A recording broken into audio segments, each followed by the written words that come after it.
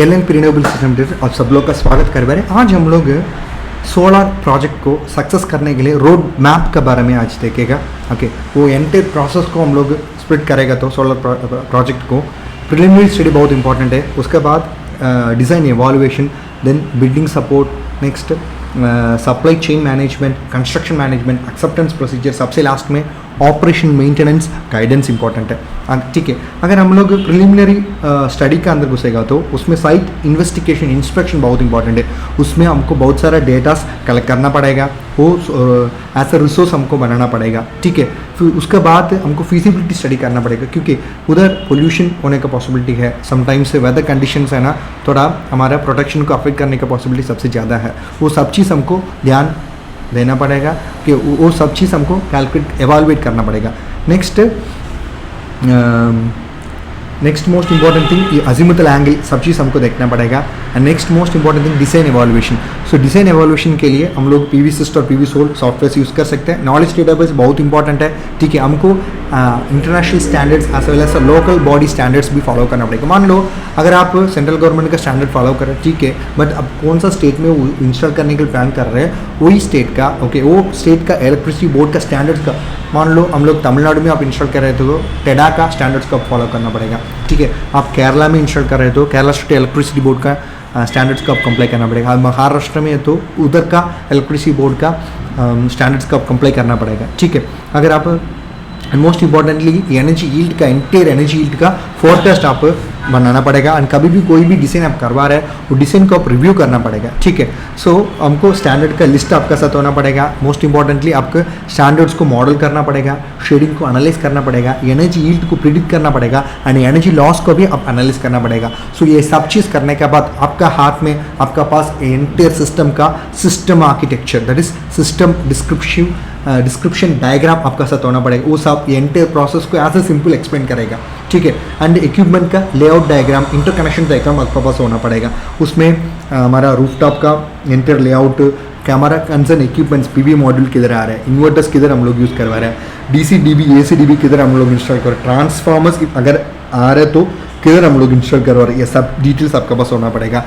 Wiring AC side का wiring आप कैसे रूट करने के लिए प्लान करवा रहे हैं, कौन सा कॉन्ड्यूट यूज़ करके आप करवा रहे हैं, कौन सा ट्रंकिंग में आप लेके जा रहे हैं। ठीक है, अगर अर्थिंग है तो भी डीसी अर्थिंग कैसे करवा रहा है, एसी साइड अर्थिंग कैसे करवा रहा है। एसएलडी सिंगल लाइन डायग्राम बहुत इंपॉर्टेंट है, क्योंकि अगर मान लो आप सिंगल डायग्राम के लिए प्लान कर रहे हो तो पीवी सिस्टम के लिए एक सिंगल लाइन एसएलडी आएगा। ओके, आपका मेन डिस्ट्रीब्यूशन बोर्ड के लिए एक एसएलडी आएगा। ओके, सब डिस्ट्रीब्यूशन बोर्ड के लिए एक एसएलडी आएगा। सबसे इंपॉर्टेंट आपका पास एस्टिमेशन रिपोर्ट होना पड़ेगा। अगर आप ऑपरेशन मेंटेनेंस के लिए प्लान कर रहे थे, डिज़ाइन में वो ध्यान देने का, सो एंटायर कंपोनेंट्स का data sheet, specially PV modules का डाटा शीट, इन्वर्टर्स का data sheet, okay, DC and AC junction box का data sheet, AC and DC cables का डाटा शीट, कम्युनिकेशन केबल्स का data sheet, okay, cable connectors का data sheets, earthing cables का, lighting arresters का, surge protection devices का data sheet, ये सब चीज़ आपका साथ होना पड़ेगा। ये एंटायर इक्विपमेंट का वारंटी सर्टिफिकेट्स आपका साथ होना पड़ेगा। ठीक है, मोस्ट इंपॉर्टेंटली हर एक इक्विपमेंट का परचेस किया ना उसका इनवॉइस कॉपी आपका साथ होना पड़ेगा। ठीक है, सो अगर कॉन्ट्रैक्ट को हम लोग क्लासीफाई करते हैं ऐसे ईपीसी कॉन्ट्रैक्ट हम लोग क्लासीफाई कर सकते हैं, O&M contract and supply contract. EPC contract में हमको स्कोप को डिफाइन करना पड़ेगा, ईपीसी में क्या क्या काम आएगा, वो क्या क्या काम करके हमको देना पड़ेगा। अगर ऑपरेशन मेंटेनेंस है तो ऑपरेशन मेंटेनेंस स्कोप में क्या क्या आएगा, ठीक है, क्या क्या काम हमको करके देना पड़ेगा। सप्लाई कॉन्ट्रैक्ट में टेक्निकल स्पेसिफिकेशन बहुत इंपॉर्टेंट है। ट्रैक रिकॉर्ड्स तीनों को हमको हमारे पास होना पड़ेगा, क्योंकि अगर कोई भी कॉन्ट्रैक्ट को देने के पहले हमको ट्रैक रिकॉर्ड होने का, वो किधर प्रोजेक्ट किया, ओके, कौन सा प्रोजेक्ट किया, कैसे परफॉर्म किया, ओके, उसका टर्म्स एंड कंडीशंस कैसा है, पेमेंट मेथडोलॉजीज कैसा है, बराबर काम करके दिएगा नहीं क्या, सच में उसका पास टीम है नहीं है, वो सब चीज़ हमको ध्यान देना पड़ेगा। ठीक है, वारंटी टर्म्स एंड प्रोविजंस आपको बहुत इंपॉर्टेंट है। लिक्विडेबल डैमेज प्रोटेक्शन एंड अगर ओएनएम कॉन्ट्रैक्ट है तो हमको ड्यूरेशन हमको जरूर समझना पड़ेगा कि रिन्यूएबल ऑप्शंस क्या अवेलेबल है, वो सब के बारे में हमको आइडिया चाहिए। And most importantly supplier contract में आप सर्टिफिकेशन कंडीशंस, एक्सेप्टेंस प्रोसीजर सब चीज़ आप ध्यान देना पड़ेगा।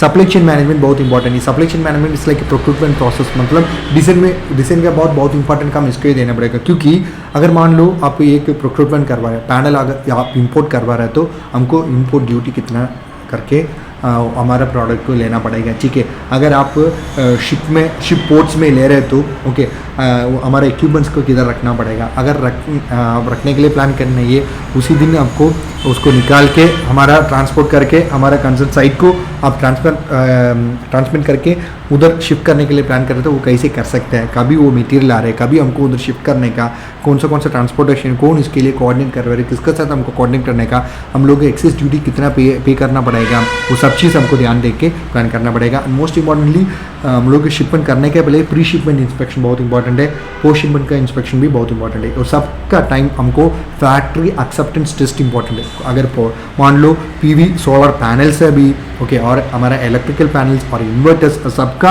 आपको फैक्ट्री एक्सेप्टेंस टेस्ट रिपोर्ट्स आपको पास होना पड़ेगा। एंड मिलने के बाद भी आप फिजिकली उसको कुछ डैमेजेस तो नहीं है एज पर स्पेसिफिकेशन, वो सब फीचर्स उसमें है नहीं, ये सब चीज़ आप ध्यान देके देखना पड़ेगा, ठीक है। सो फुल स्कोप मैनेजमेंट हमारा PV modules, DC cables, DC combiner box, mounting structures, inverters, transformers, power cables which की कंस्ट्रक्शन में बहुत इंपॉर्टेंट है। मान लो हम लोग प्रोजेक्ट को इनिशिएट किया ओके, ठीक है, during survey we had initiated the project, during designing हम लोग प्रोजेक्ट को स्टार्ट किया, ठीक है। अभी क्या है, प्लान करना पड़ेगा, ठीक है। हम लोग डिजाइन तो किया, ये प्रोजेक्ट को कैसे हम लोग एग्जीक्यूट करेगा, सो इसके लिए हम लोग प्लानिंग करना पड़ेगा ओके। तो क्या क्या माइलस्टोन्स हमको रखना पड़ेगा, कभी इसको स्टार्ट करने का, ये कंसर्न एक्टिविटी को कभी स्टार्ट करने का, कभी इसको फिनिश करना पड़ेगा, ठीक है। हम लोग मोस्ट इंपॉर्टेंटली कभी भी शेड्यूलिंग का बाद एग्जीक्यूशन करना पड़ेगा, एग्जीक्यूशन का टाइम, ठीक है, हम लोग मॉनिटर एंड कंट्रोल करना पड़ेगा, ठीक है। डिजाइन का भी ज़्यादा टाइम हमको नहीं लेने का, ठीक है, एंड एग्जीक्यूशन का भी परफेक्ट टाइम में हमको लेना पड़ेगा, ठीक है। एंड मोस्ट इम्पॉर्टेंटली प्लानिंग को भी हमको टाइम चाहिए ना, सो ये सब चीज़ का टाइम हमको ध्यान में रखना पड़ेगा। उसके साथ ही हर एक एक्टिविटीज़ को हमको प्लान करना पड़ेगा, कंट्रोल करना पड़ेगा, मॉनिटर बहुत इंपॉर्टेंट है, एज पर प्लान वो चल रहा है नहीं चल रहा है, वो सब चीज़ ध्यान देके हमको लेना पड़ेगा, ठीक है।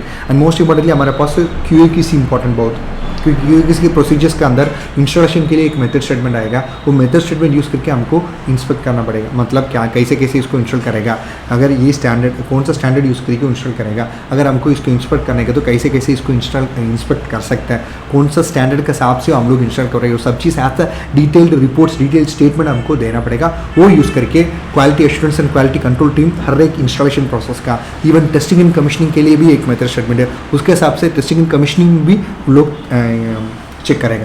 एंड बहुत इंपॉर्टेंट में कभी भी एक प्रोजेक्ट को आप प्लान करवा रहे हैं, कंस्ट्रक्शन मैनेजमेंट के लिए प्लान करवा रहे हैं, कभी भी प्रोजेक्ट को लीड करने के लिए एक्सपीरियंस्ड पर्सन को आप काम में लेना पड़ेगा, ठीक है। एंड कभी कोई इंटर्न्स आ रहा है उसको बराबर ट्रेनिंग देना पड़ेगा, ठीक है। एंड कन्फर्मिटी चेक्स आप देना पड़ेगा, ठीक है। डिफेक्ट डिटेक्शन आप करना पड़ेगा, क्वालिटी एश्योरेंस आप देना पड़ेगा, ठीक है। शेड्यूल कंट्रोल बहुत इंपॉर्टेंट है, ठीक है। अगर माइलस्टोन्स के बारे में देखेंगे तो फर्स्ट एंड फॉरमोस्ट कम आप एक कंस्ट्रक्शन मैनेजमेंट करने के तो एर्थिंग सिस्टम लगाना पड़ेगा, ठीक है। उसके बाद पाइल रैंपिंग करना पड़ेगा, नेक्स्ट कॉन्क्रीट फाउंडेशन बिल्डिंग बनाना पड़ेगा, माउंटिंग स्ट्रक्चर्स को बराबर असेंबल करना पड़ेगा as per method statement, PV modules को as per method statement install करना पड़ेगा, इन्वर्टर्स को as per data sheet, as per method statement, as per design location आप इंस्टॉल करना पड़ेगा, एलवी केबल को trenching as per plan layout आप लेके जाना पड़ेगा, एंड सबस्टेशन को बिल्ड करना पड़ेगा, एचवी केबल ट्रेंचिंग को बराबर करना पड़ेगा, साइट एक्सेप्टेंस टेस्ट बहुत इंपॉर्टेंट है, कमीशनिंग टेस्ट बहुत इंपॉर्टेंट है, ठीक है। नेक्स्ट कंस्ट्रक्शन मॉनिटरिंग के अंदर देखिएगा तो अगर कोई सिविल वर्क आप करने के लिए प्लान कर रहे थे, फर्स्ट एर्थिंग स्ट्रिक्स बराबर है, उसका फाउंडेशन बराबर है, एज पर स्पेसिफिकेशन उन लोग कर किया नहीं किया वो बात हमको देखना पड़ेगा, mounting structures is it as per design आप देखना पड़ेगा, ठीक है। इन्वर्टर कैबिन को बराबर दे दिया, उसके लिए अलग लोकेशन बराबर दिया, उसका प्रोटेक्शन बराबर दिया, केबल को बराबर रूट किया, बिल्डिंग्स को बना के दे दिया। And most importantly drainage system important है, रेन वाटर हार्वेस्टिंग बहुत इंपॉर्टेंट है, क्योंकि मान लो बहुत सारे इक्विपमेंट्स हम लोग एक्सटर्नली इंस्टॉल करवा रहे हैं, एक्सटर्नल इन्वायरमेंट में इंस्टॉल करवा रहे हैं, सो अगर ठीक है बारिश का पानी अंदर घुसेगा तो वो इक्विपमेंट को डैमेज करेगा ना, उसके लिए हम लोग क्या करना पड़ेगा, हमारा इक्विपमेंट्स को हमको रक्षा करना पड़ेगा। इसके लिए हम लोग क्या करेंगे, proper pipings okay, proper drainage system special हमको बना के ओके, आने वाला रेन को हमको सेव करके रखना पड़ेगा टैंक्स के अंदर। क्यों हमको इसको सेव करने का, हमको सीधे बेच सकते हैं ना, नहीं, उसको फिल्टर करके अगर सेव करेगा तो फ्यूचर में अगर आप ऑपरेशन मेंटेनेंस करवा रहे हैं, आपको इक्विपमेंट्स को क्लीन करवा रहे हैं, आपको पानी की ज़रूरत है, उसी टाइम आप क्या कर सकते हैं, ये सेव्ड वाटर को यूज़ कर सकते हैं, ठीक है। And most importantly path and ways बहुत इंपॉर्टेंट है, हर एक पैनल्स को एक्सेस करने के लिए पाथ हमको चाहिए, ठीक है। हर एक इलेक्ट्रिकल डीसी डीबीज का एक्सेस करने के लिए हमको पाथ चाहिए, यानी उसका वेंटिलेशन बराबर होना पड़ेगा। हर एक इन्वर्टर्स को एक्सेस करने के लिए पाथ चाहिए। हर एक एसी डीबीज का main high voltage panels, low voltage panels, medium voltage panels, सब पैनल को एक्सेस करने के लिए बराबर पाथ हमको चाहिए। ठीक है, next installation process.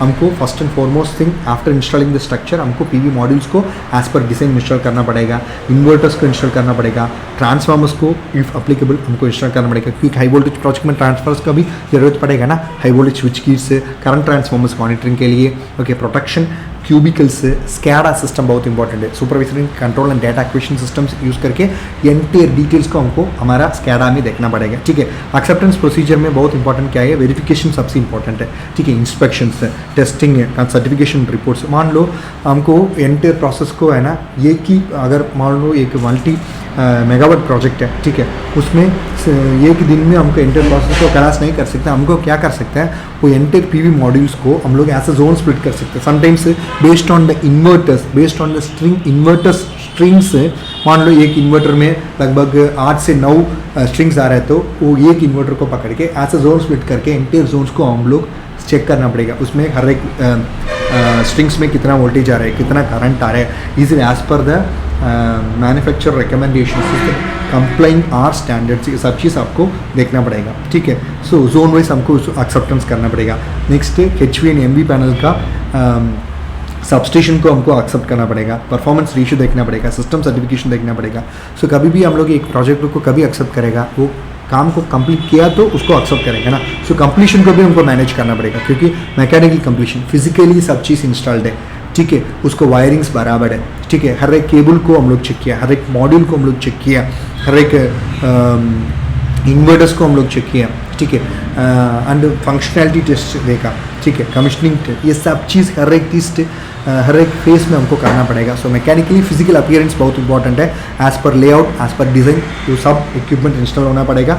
Commissioning test में as per test report, as per the testing and commissioning method statement हम बना के दिया है ना, उसके हिसाब से हम लोग कंप्लीट करके टेस्ट को कंप्लीट करना पड़ेगा। नेक्स्ट रिलायबिलिटी रन टेस्ट, अगर सिस्टम बराबर है तो भी हमको 3 दिन है ना 72 आवर्स उसको बराबर रन करना पड़ेगा। 3 दिन के बाद ही हमको रिलायबिलिटी रन टेस्ट रिपोर्ट देना पड़ेगा। इनिशियल परफॉर्मेंस टेस्ट करना पड़ेगा, सबसे फाइनल में फाइनल परफॉर्मेंस टेस्ट है। सो एक्सेप्टेंस टेस्ट में हम लोग कैटेगरी रखा, डिज़ाइन कंसिस्टेंसी देखना पड़ेगा, अगर कुछ चेंजेस तो भी ड्राइंग को अपडेट करना पड़ेगा, पीवी मॉड्यूल्स को टेस्ट करना पड़ेगा, एर्थ लीकेज को एवेलुएट करना पड़ेगा, पावर क्वालिटी को चेक करने का, इंसुलेशन टेस्ट को करना पड़ेगा, एर्थ रेजिस्टेंस टेस्ट करना पड़ेगा। हाई वोल्टेज MV साइड में है तो हमको factory acceptance, site acceptance test देखना पड़ेगा, लेबल्स एंड इंडिकेशन बराबर है वो देखना पड़ेगा, क्योंकि फ्यूचर में हमको मेंटेनेंस करने का तो लेबल्स एंड इंडिकेशन बहुत इंपॉर्टेंट है ना। सो वो हमको ड्राइंग में भी वो डिटेल्स चाहिए, एंड मोस्ट इंपॉर्टेंटली हमारा पैनल्स में भी वो डिटेल्स देखना पड़ेगा। Protection, intertrip logics, data acquisition achieves, insulation test, functionality test, ये सब चीज़ हमको देखना पड़ेगा। अगर ऑपरेशन मेंटेनेंस आप करवा रहे हो तो उसको 2 कैटेगरी स्प्लिट करके देख सकते हैं, एक तो शेड्यूल मेंटेनेंस है, दूसरा तो अनशेड्यूल मेंटेनेंस है। शेड्यूल मेंटेनेंस के अंदर है तो प्रिवेंटिव आएगा एंड कंडीशन बेस्ड मेंटेनेंस आएगा, अनशेड्यूल में वो करेक्टिव मेंटेनेंस आएगा। प्रिवेंटिव मेंटेनेंस में क्या क्या चीज़ हम लोग देखने वाले, बेसिकली माउंटिंग स्ट्रक्चर सिस्टम का इंटीग्रिटी देखेगा। ओके, अगर माउंटिंग पैनल्स बराबर क्लीन है, ठीक है, हॉटस्पॉट डिटेक्शन कोई है, जंक्शन बॉक्स को हम लोग सर्विस करेगा, इन्वर्टर्स को सर्विस करेगा, केबल कनेक्शंस बराबर है, अगर लूज है तो उसको हम लोग ठीक करेगा, एर्थिंग प्रोटेक्शन को बराबर देखेगा, एंड मोस्ट इंपॉर्टेंटली बारिश के हिसाब से एल्गल फॉर्मेशन, फंगल फॉर्मेशन होने की पॉसिबिलिटी ज़्यादा है हमारे पैनल्स में, उसको हमको मेंटेनेंस का टाइम हमको ठीक करना पड़ेगा। अगर वो है तो भी उसको आने के पहले हमको प्रिवेंटिव यूज़ करके ठीक करना पड़ेगा। ठीक है, नेक्स्ट कंडीशन बेस्ड मेंटेनेंस है, तो मान लो अगर हम लोग एक मेगावाट प्रोजेक्ट के प्लान करवा रहे तो हम एंटायर सिस्टम को आप शट डाउन नहीं कर सकते ना प्रोटेक्शन को। सो उसी टाइम आप क्या कर सकते, इधर आप 11 AM का पहले आपका मेंटेनेंस का काम करने का, और नहीं तो 5 PM का बाद आप कर सकते हैं। ठीक है, be during the night hours, क्योंकि ये 11 to 5 पीक प्रोटेक्शन है, उसी टाइम हमको हमारा सिस्टम को डिस्टर्ब नहीं करने का। अगर नहीं है तो भी एक दूसरा काम हम कर सकते हैं, नहीं तो मान लो 10 इन्वर्टर्स है, 10 इन्वर्टर्स की एक ही दिन आप नहीं कर सकते ना। सो ऐसे जोन्स ऑलरेडी आप स्प्लिट करके रखे ना, सो जोन के हिसाब से वो कंसर्न सिस्टम को शट डाउन करके आप बराबर आपका कंडीशन बेस्ड मेंटेनेंस कर सकते हैं। अनशेड्यूल्ड मेंटेनेंस, अगर मान लो कोई प्रॉब्लम आ गया, कोई कंपोनेंट फेल हो गया, ठीक है, उसको इमीडिएटली डायग्नोस करके उसको रिपेयर करके आपको स्पीड से रिस्पॉन्स करना पड़ेगा ना, वही काम आप विद इन 48 आवर्स कर सकते हैं। ठीक है, मोस्ट इंपॉर्टेंटली वही करेक्टिव मेंटेनेंस को क्या क्या काम हम लोग करेक्टिव मेंटेनेंस में करेगा, लूसेंट कनेक्शंस को टाइप करेगा, डैमेज मॉड्यूल को रिप्लेस करेगा, ब्लोन्ड फ्यूजेस को रिप्लेस करेगा, इन्वर्टर फॉल्ट को ठीक करेगा, ठीक है, एंड इंट्रूडर्स से कोई डैमेज आ रहा है तो उसको ठीक करेगा, ओके। कनेक्टर्स अगर ब्लोन हो गया तो वो MC4 कनेक्टर्स को हम लोग ठीक करेगा, स्कैडा में कुछ फॉल्ट है तो भी उसको भी ठीक करेगा, माउंटिंग स्ट्रक्चर्स में फॉल्ट है तो भी उसको भी ठीक करने का। मोस्ट इंपॉर्टेंटली हमको सेफ्टी बहुत इंपॉर्टेंट है, सेफ्टी फर्स्ट है कोई भी काम में, ओके। फर्स्ट एड किट हमारे पास होना पड़ेगा, प्रॉपर PPEs हमारे साथ होना पड़ेगा, डॉक्यूमेंटेशन ऑपरेशन मेंटेनेंस में तो O&M मैनुअल में एंटायर इक्विपमेंट्स एंटायर कंपोनेंट्स का डाटा शीट्स आपके पास होना पड़ेगा, and system service log book बहुत इंपॉर्टेंट है, क्योंकि कभी आप इंस्पेक्शन करवा रहे हैं, कौन सा दिन से आप इंस्पेक्शन करवा रहे हैं, कौन सा डेट में कौन सा ईयर में आप किया, ठीक है, उसी टाइम क्या क्या इश्यूज आप नोटिस किया, क्या क्या चीज़ आप ठीक कर दिया, ये सब चीज़ वो सर्विस सिस्टम लॉग में होना पड़ेगा, ठीक है। इक्विपमेंट्स में तो digital multimeter, clamp meter, hydrometer बहुत इंपॉर्टेंट है, अगर ऑफ ग्रिड सिस्टम बैटरीज आप यूज़ कर रहे हैं तो even battery maintenance kit, distilled water को आप रिफिल करने के तो भी बहुत इंपॉर्टेंट काम है। टूल्स आप देखेंगे तो screw drivers, nut drivers, crimping tools, measuring tapes, cleaning brushes, hammers, wire strippers, compass, flash light, cutting pliers, wire cutters, ये सब चीज़ आपका साथ होना पड़ेगा। इक्विपमेंट देखने के लिए कैसे दिखाएगा बोल के एक फोटो हम लोग दे चुका हूँ, ये यूज़ करके आप नेट में भी उनके बहुत सारा इक्विपमेंट्स को आप समझ सकते हैं, ठीक है। अगर मान लो बहुत सारे डेस्कटॉप PV मॉड्यूल्स होते भी, सो उसी टाइम आप एक्चुअल मंथली एनर्जी जनरेशन को देखे हो तो बहुत कम हो सकता है, वो क्लीन करने के बाद आप प्रोटेक्शन के देखे हो तो बहुत इंप्रूवमेंट हो सकता है, ठीक है। मान लो आप इंस्टॉल होने का टाइम कोई भी ट्रीज़ वगैरह वो बगल में नहीं था, ठीक है, सो उसके बाद क्या हुआ, आप 3 साल के बाद 5 साल के बाद जा रहे हैं तो उधर एक ट्री नया होने का पॉसिबिलिटी ज़्यादा है ना, वो इंस्टॉलेशन के टाइम छोटा हो सकता है, वो सबसे लास्ट में ग्रोन होके एज अ शैडो क्रिएट करने का पॉसिबिलिटी ज़्यादा है ना, उसको भी आपको ठीक करना पड़ेगा, ठीक है। एंड मॉइस्चर कंडेंसेशन के हिसाब से मॉड्यूल में प्रॉब्लम होने का पॉसिबिलिटी ज़्यादा है, एयर क्रैक्स, ओके, होने का पॉसिबिलिटी है, कोरोशंस की वजह से प्रॉब्लम्स होने का ज़्यादा है, डी लैमिनेशंस का भी पॉसिबिलिटी, वो देखने के लिए कैसे दिखे बोल के हम लोग ये पिक्चर्स में दे चुका हूँ। अगर आप कोई मेंटेनेंस काम करवा रहे हैं उसी टाइम आपका रेफरेंस के लिए ये देख के आप कर सकते हैं, ठीक है। कभी भी डैमेज मॉड्यूल्स को हम लोग खुद डैमेज नहीं करने का, अगर इंट्रोड्यूस डैमेज करें तो भी वो CCTV कैमरास यूज़ करके ऑब्जर्व करके ठीक करना पड़ेगा। कभी भी हमारा मॉड्यूल्स का ऊपर हम लोग क्लाइम नहीं करने का, उसका में हम लोग बैठने का नहीं, ठीक है। एंड मोस्ट इंपॉर्टेंटली कभी भी कोई भी मेंटेनेंस का काम आप करवा रहे हैं, सबसे फर्स्ट काम आप इन्वर्टर को बंद करने का, AC सेट को बंद करने का, DC सेट को बंद करने का, 10 मिनट रुकने के बाद आपका मैनुअल मेंटेनेंस का काम, वेट क्लीनिंग का काम शुरू कर सकते हैं, ड्राई क्लीनिंग आप कर सकते हैं, रोबोटिक्स यूज़ करके कर सकते हैं, ठीक है, इवन ऑटोमेटिक सिस्टम यूज़ करके भी कर सकते हैं। बट कभी भी कोई भी काम करने के पहले मेंटेनेंस का काम AC एंड DC सेट को बंद करके 10 मिनट के बाद आपका पास काम अब शुरू करने का, क्योंकि इवन कैपेसिटर्स है ना, कैपेसिटर्स में भी डिस्चार्ज होने का थोड़ा टाइम हमको देना पड़ेगा ना। एंड मोस्ट इंपॉर्टेंटली कभी भी आपको हमारा सोलर पैनल से आने वाला पावर को DC-DB का अंदर भेजने का, उसके बाद हमको इन्वर्टर यूज़ करके उसको ऐसे AC कन्वर्ट करके हमको हमारा सब और मेन डिस्ट्रीब्यूशन बॉक्स को बेचना पड़ेगा। सो सीधा हमको इन्वर्टर से लोड में कनेक्ट नहीं करने का, क्योंकि during overload conditions, during night conditions, inverter का बंद होने का पॉसिबिलिटी ज़्यादा है ना। सो इसके लिए ऑन ग्रिड सिस्टम्स में मेन डिस्ट्रीब्यूशन बोर्ड थ्रू हम लोग लोड को कनेक्ट करना है। अगर नहीं है तो भी, अगर सब डिस्ट्रीब्यूशन बॉक्स है तो भी हम लोग क्या कर सकते हैं, हमारा मेन इन्वर्टर को सब डिस्ट्रीब्यूशन बॉक्स में कनेक्ट करने का, उसको मेन डिस्ट्रीब्यूशन बॉक्स में कनेक्ट करके हमारा लोड को सब डिस्ट्रीब्यूशन में भी कनेक्ट करके हमको हमारा लोड को चला सकते हैं, ठीक है। कभी भी आप एक मेंटेनेंस काम के लिए जा रहे हो तो अब सबसे इंपॉर्टेंट जाके हमारा इन्वर्टर को देखना पड़ेगा, उसका डिस्प्ले स्क्रीन है तो भी बहुत अच्छा है, वो स्क्रीन यूज़ करके आपका उसका power, okay, current, individual phases का current, power factor, individual phases का वोल्टेज, ये सब चीज़ आपको देखना पड़ेगा। समटाइम्स हमारा इन्वर्टर्स में आप एरर देख सकते हैं ना, सो वो विजुअली चेक करके आप इंस्पेक्ट कर सकते हैं, ओके। कभी भी आप उसको क्लीन करने का, वो बेसिस बराबर सील देखने का, कुछ लूज वायर तो भी डिस्कनेक्टर तो भी उसको बराबर कनेक्ट करना पड़ेगा। कभी भी आपको इन्वर्टर को आप बाहर इंस्टॉल नहीं करने का, सो वो सेफ रूफ का अंदर ही उसको इंस्टॉल करना पड़ेगा। एंड अगर रूम से तो भी रूम में बराबर वेंटिलेशन से वो आप देखना पड़ेगा, इन्वर्टर को ग्राउंडिंग बराबर है बोल के देखना पड़ेगा। कभी भी आप इंस्पेक्शन के लिए जा रहे हैं, वो आपको रिटर्न रिपोर्ट है ना, आप क्रिएट करना पड़ेगा, ठीक है। बेसिक लेवल में देखेंगे तो 4 केसेस है, इन्वर्टर बंद हो जाएगा, अगर नहीं है तो बिल्कुल इनपुट वोल्टेज ही नहीं आएगा, हमारा इंजेक्शन है ना, ग्रिड के लिए वोल्टेज इंजेक्शन भी नहीं जाएगा, ठीक है। अगर आप नॉर्मल इंस्पेक्शन का टाइम करने का टाइम उस वो पहले का इंस्पेक्शन का कंपेयर करने का टाइम प्रीवियस रूटीन इंस्पेक्शन से ये पावर बहुत कम है, तभी वो सब बहुत सारा केसेस है होने का पॉसिबिलिटी है। सो पॉसिबल है तो हमको पावर स्विच में कुछ डिफेक्टिव है उसको ठीक करना पड़ेगा। इन्वर्टर ट्रिप्ट है तो भी उसको हमको रेक्टिफाई करके रीसेट करना पड़ेगा। बैटरी टर्मिनल्स लूजन तो भी उसको टाइट करना पड़ेगा। वो करोडेड है, उसमें सल्फेशन फॉर्मेटेड है तो भी आप क्या कर सकते हैं, बेकिंग सोडा यूज़ करके है ना उसको ठीक करके उसका बाद बराबर रिक्योर्ड स्पैनर्स यूज़ करके हमारा टर्मिनल्स को, battery terminals off grid system को आप कनेक्ट करने का, ठीक है। And most importantly battery weak है तो भी ओल्ड है तो भी उसको रिप्लेस करने का, डिस्चार्ज को बराबर चेक करना पड़ेगा। टर्मिनल्स उल्टा कनेक्टेड है तो भी उसको सीधा करके बराबर कनेक्ट करना पड़ेगा।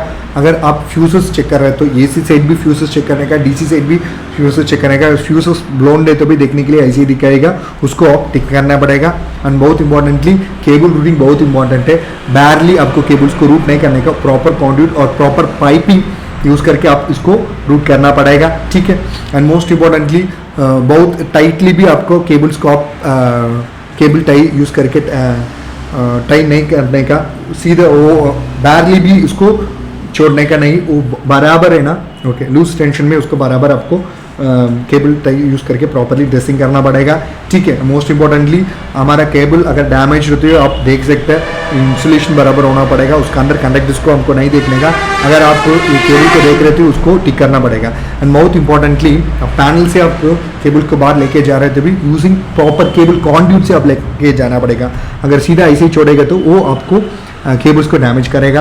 एंड अगर ऐसा डैमेज रहती है उसको ठीक करने के लिए आप ध्यान देना पड़ेगा। And most importantly required conduits, required cable pipe से आपका काम के लिए, आपका केबल्स के लिए आप यूज़ करना पड़ेगा, ठीक है। एंड मोस्ट इंपॉर्टेंटली लेबलिंग बहुत इंपॉर्टेंट है।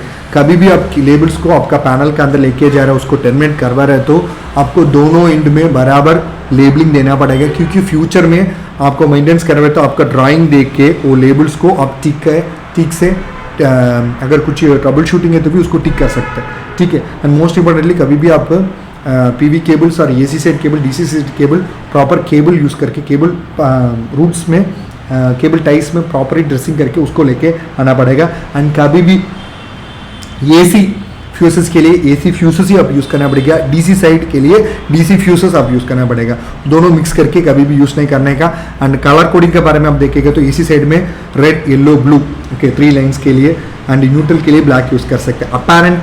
अपैरेटस साइड्स का एसी साइड है तो भी रेड, येलो, ब्लू आप यूज़ कर सकते हैं, ओके। न्यूट्रल का ब्लैक यूज़ कर सकते हैं। डीसी है तो भी रेड एंड ब्लू यूज़ कर सकते हैं। माइल्ड वायर के लिए आप ब्लैक यूज़ कर सकते हैं। सिंगल फेस है तो भी रेड एंड ब्लैक यूज़ कर सकते हैं। प्रोटेक्टिव कंडक्टर्स पावर अर्थिंग के लिए तो भी green and yellow colour cables आप यूज़ कर सकते हैं। अर्थ है तो भी आप एल्यूमिनियम कंडक्टर तो भी with insulators without touching the concrete buildings आप लेके सीधा आपको अर्थिंग में कनेक्ट करना पड़ेगा। अगर नहीं कॉपर स्ट्रिप आप यूज़ कर रहे हो तो भी उसके लिए भी बराबर इंसुलेटर्स यूज़ करके, okay, without touching the buildings आप लेके आके हमारा इक्विपमेंट में हमारा ग्राउंडिंग में वो कंसर्न अर्थिंग कंडक्टर्स को कनेक्ट करना पड़ेगा, ओके। अगर कोई गुड इंस्टॉलेशन है तो ठीक है, कुछ फालतू है तो भी उसको ठीक करना पड़ेगा, कुछ इश्यूज है तो भी आपको ठीक करना पड़ेगा, ठीक है। क्लैम्प्स कभी भी ऐसे लूज में इंस्टॉल नहीं करने का, वो तोड़ने का पॉसिबिलिटी ज़्यादा है। एंड टिल्ट एंगल बराबर होना पड़ेगा। कभी भी आप ड्रिल्स में करें सिलिकन्स यूज़ करके उसको तो क्लोज करना पड़ेगा। एंड मोस्ट इंपॉर्टेंटली आप कंडक्टर्स को अर्थिंग किया तो भी ऐसे छोड़ने के नहीं, मेटल इंक्लोजर्स को भी आप अर्थिंग करना पड़ेगा, ठीक है। क्योंकि अगर विदाउट इंक्लोजर प्रॉपर अर्थिंग आप इंक्लोजर को टच करें तो भी शॉक फील नहीं होने का पॉसिबिलिटी ज़्यादा है। इसके लिए इंक्लोजर्स को भी आप बराबर अर्थिंग करना पड़ेगा। हमारा लाइटिंग स्ट्राइक से प्रोटेक्ट इंतजार करने के लिए, रक्षा करने के लिए आप लाइटिंग अरेस्टर्स यूज़ कर सकते हैं। एंड उसको प्रॉपर ग्राउंडिंग करना पड़ेगा। डीसी साइड प्रॉपर अर्थिंग करना पड़ेगा, एसी साइड प्रॉपर अर्थिंग करना पड़ेगा, स्ट्रक्चर को भी आप प्रॉपर अर्थिंग करना पड़ेगा, ठीक है। इंपॉर्टेंट पॉइंट्स है तो भी कभी भी लूज डिस्कनेक्टर वायर को आप ठीक करना पड़ेगा, okay. Inlet and outlet fans है ना, इन्वर्टर्स के बराबर चलने का वो देखना पड़ेगा। बाइपोलर ट्रांसमीटर्स, इन्वर्टर बोर्ड्स का डिस्कलरेशन कुछ है, इंसुलेटेड गेट्स में कुछ प्रॉब्लम है वो देखना पड़ेगा। इनपुट एंड आउटपुट कैपेसिटर्स बराबर है, इसमें तो कुछ डैमेजेस नहीं, ओवर हीटिंग तो नहीं है, प्रॉपर ग्राउंडिंग लेवल्स बराबर है। कभी भी आप जा रहे हैं तो भी कंप्लीट रिटर्न इंस्पेक्शन रिपोर्ट आप प्रिपेयर करना पड़ेगा, ठीक है। एंड मोस्ट इंपॉर्टेंटली सेफ्टी के बारे में हम लोग ऑलरेडी बता चुका हूँ। हजार्ड्स के बारे में देखेगा तो फिजिकल हजार्ड है, इलेक्ट्रिकल हजार्ड है, केमिकल हजार्ड है, ठीक है। हमारा फिजिकल पर्सनल प्रोटेक्शन के लिए हमारा एंटायर बॉडी प्रोटेक्ट्स, हेड को हेलमेट यूज करके प्रोटेक्ट करना पड़ेगा, आइज को सेफ्टी ग्लासेस और गूगल्स यूज करके प्रोटेक्ट करना पड़ेगा, एंटायर फेसेस वेल्डिंग ऑपरेशन का टाइम में फेस शील्ड यूज करके आप प्रोटेक्ट करना पड़ेगा। हमारा हैंड्स ओके एंड आर्म्स के लिए ग्लव्स यूज करके प्रोटेक्ट करना पड़ेगा, एंटायर बॉडी को आइडेंटिफिकेशन के लिए वेस्ट्स यूज करना पड़ेगा, फीट के लिए सेफ्टी शूज यूज करके आप प्रोटेक्ट करना पड़ेगा। मोस्ट इंपॉर्टेंटली आप रूफ टॉप्स में काम करवा रहे हैं, because of wind speed there is a possibility for you to fell down, so उसी टाइम आपको रक्षा करने के लिए आप सेफ्टी बेल्ट साइड में यूज करना पड़ेगा, ठीक है। कभी भी इलेक्ट्रिकल पैनल का अंदर आप काम कर रहे हैं, सेफ्टी ग्लव्स यूज करके आप काम करना पड़ेगा, ठीक है। एंड मोस्ट इंपॉर्टेंटली आपका स्टैंडर्ड हेलमेट्स आप यूज़ करना पड़ेगा। कौन सा काम के लिए, अगर हाई वोल्टेज इलेक्ट्रिकल है तो भी उसके लिए हम लोग क्लास ए क्लास बी आप यूज़ करेंगे। सिर्फ फॉलिंग ऑब्जेक्ट प्रोटेक्शन के लिए तो भी आप क्लास सी यूज़ कर सकते हैं, ठीक है। इंपॉर्टेंट मेज, कभी भी आप साइट में काम के लिए जा रहे हैं, कितना लोग आपके साथ काम करवा रहे हैं, कौन सा टाइम काम शुरू हो रहा है, कौन सा टाइम बंद हो रहा है, अगर कुछ फ़ोन सर्विसेज के लिए एक्सेसिबिलिटी है, सेफ्टी ट्रेनिंग्स का इंपॉर्टेंट जरूरत है। हर एक एम्प्लॉइज सेफ्टी ट्रेनिंग है, अगर नया है तो उसको ट्रेनिंग इंडक्शन आपको देना पड़ेगा, फर्स्ट एड किट आपका साथ होना पड़ेगा, हॉस्पिटल क्लिनिक का एक्सेसिबिलिटी आपको पता चलना पड़ेगा, ठीक है। अगर आप प्रोटेक्टिव इक्विपमेंट्स है तो भी उसको कैसे प्रोटेक्ट करने का, ओके, सेफ्टी बराबर है, सेफ्टी किट सबका पास है, ठीक है, वो आप देखना पड़ेगा। इमरजेंसी प्लान भी बहुत इंपॉर्टेंट है, ठीक है। सो चेकलिस्ट के बारे में देखिए तो installation and warranty information checklist बहुत इंपॉर्टेंट है, ओके। उसमें आपका नाम, आपका डिटेल्स, इक्विपमेंट का डिटेल्स, पीवी का डिटेल्स, इन्वर्टर का डिटेल्स, बैटरी का डिटेल, ओनर का डॉक्यूमेंटेशन, इलेक्ट्रिकल इक्विपमेंट के इंस्टॉलेशन प्रोसीजर्स, मैकेनिकल इक्विपमेंट्स के installation procedures, component installation, DC and AC cable installation, grounding construction, सब चीज़, हर एक चीज़ हमको देखना पड़ेगा।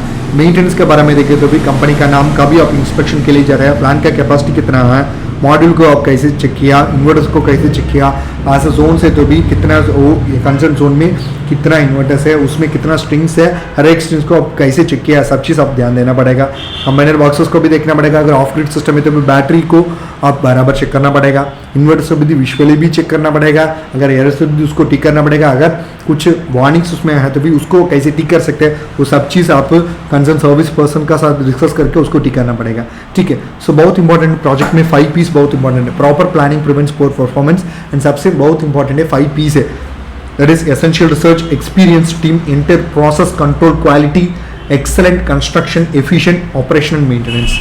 धन्यवाद। हमारा चैनल को सब्सक्राइब कर दो, बेल आइकन दबा दो। आपको ये वीडियो पसंद है, बहुत यूजफुल है तो भी आप दोस्तों को तो शेयर करवा दो। अगर हम लोग कोई इंपॉर्टेंट चीज़ को मिस किया तो भी आप बता सकते हैं, हम लोग वीडियो को अपडेट कर सकते हैं। आपको सीखने का हमारे साथ प्रोजेक्ट करेंगे तो भी आप हमको कॉन्टैक्ट, हमारा कॉन्टैक्ट लिस्ट में दे चुका हूँ। अगर आप पीएलसी प्रोग्रामिंग सीखने का, specially Siemens Allen Bradley Delta PLC से तो भी हम लोग उसमें ट्रेनिंग दे सकते हैं। अगर आप जीसीसी कंट्री में काम करने के लिए, specially building management system, building automation control system, उसके बारे में आपको सीखना पड़ेगा। इवन कतर, ओमान, सऊदी में बिल्डिंग मैनेजमेंट सिस्टम में आप काम करते हो, आप हमको कॉन्टैक्ट, हमारा कॉन्टैक्ट में दे चुका हूँ। ये भी बहुत बिल्कुल अवेलेबल नहीं है, उसी जगह में जाके आप solar DC light system establish करने तो भी आप हमको कॉन्टैक्ट सकते हैं, हमारा कॉन्टैक्ट लिस्ट में दे चुका हूँ। आपके पास एग्रीकल्चर फार्म्स हो सकते हैं ना, उसमें आपको क्रॉप्स को वाइल्ड एनिमल से आप रक्षा करने के लिए आप सोलर इलेक्ट्रिकल फेंसिंग यूज़ कर सकते हो, वो एज ए किट हम लोग दे रहा है। और solar on grid, off grid, hybrid application, solar street, solar pump services का design, installation, testing, commissioning, consultant, training support हम लोग दे रहा है। अगर access control system, electric vehicle technologies का बेसिक्स के बारे में आप समझने पड़ेगा, उसमें सर्टिफिकेशन चाहिए तो भी आप हमको कॉन्टैक्ट सकते हैं। हम लोग ISO 9000 2015 सर्टिफिकेशन दे सकते हैं, आप हमको कॉन्टैक्ट सकते हैं। धन्यवाद।